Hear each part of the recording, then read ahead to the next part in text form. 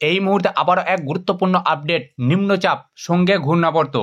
বুধেও ভারী বর্ষণ দক্ষিণবঙ্গে, 6 জেলায় অতি ভারী বৃষ্টির সতর্কতা। চলবে কতদিন? গাঙ্গেয় পশ্চিমবঙ্গ এবং সংলগ্ন এলাকায় একটি নিম্নচাপ অঞ্চল তৈরি হয়েছে, পাশাপাশি সক্রিয় রয়েছে একটি ঘূর্ণাবর্ত, যেটি আগামী 48 ঘন্টায় ক্রমশ উত্তর পশ্চিমে ঝাড়খণ্ড ও উত্তর ছত্তিশগড়ের দিকে এগোবে। রাজ্য জুড়ে সপ্তাহভর ভারী বৃষ্টির সতর্কতা জারি করল আলিপুর আবহাওয়া দপ্তর। নিম্নচাপ এবং ঘূর্ণাবর্তের জেরে আগামী 3 দিন দক্ষিণবঙ্গের বেশ কিছু জেলায় ভারী থেকে অতি ভারী বৃষ্টির সম্ভাবনা রয়েছে বলে জানিয়েছে আলিপুর। সঙ্গে 30 থেকে 40 কিলোমিটার বেগে ঝোড়ো হাওয়া বইতে পারে।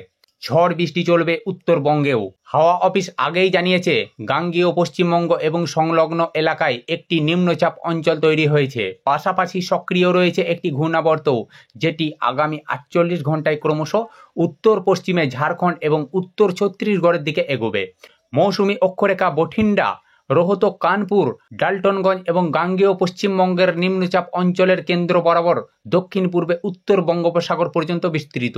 তাছাড়া রাজ্যে এমনিতেই সক্রিয় রয়েছে মৌসুমি বায়ু। এসবের জেরে সপ্তাহভর কলকাতা সহ দক্ষিণবঙ্গের বিস্তীর্ণ অংশে ঝড় বৃষ্টি চলবে। কোথাও কোথাও ভারী থেকে অতি ভারী বর্ষণ দেখা দেবে। অর্থাৎ বুধবার বিকেল থেকে বৃহস্পতিবার সকাল পর্যন্ত 24 পরগনা, পূর্ব বর্ধমান, হুগলি, বাঁকুড়া এবং পশ্চিম মেদিনীপুরের ভারী থেকে অতি ভারী বৃষ্টির পূর্বাভাস রয়েছে। ওই জেলাগুলির জন্য কমলা সতর্কতা জারি হয়েছে।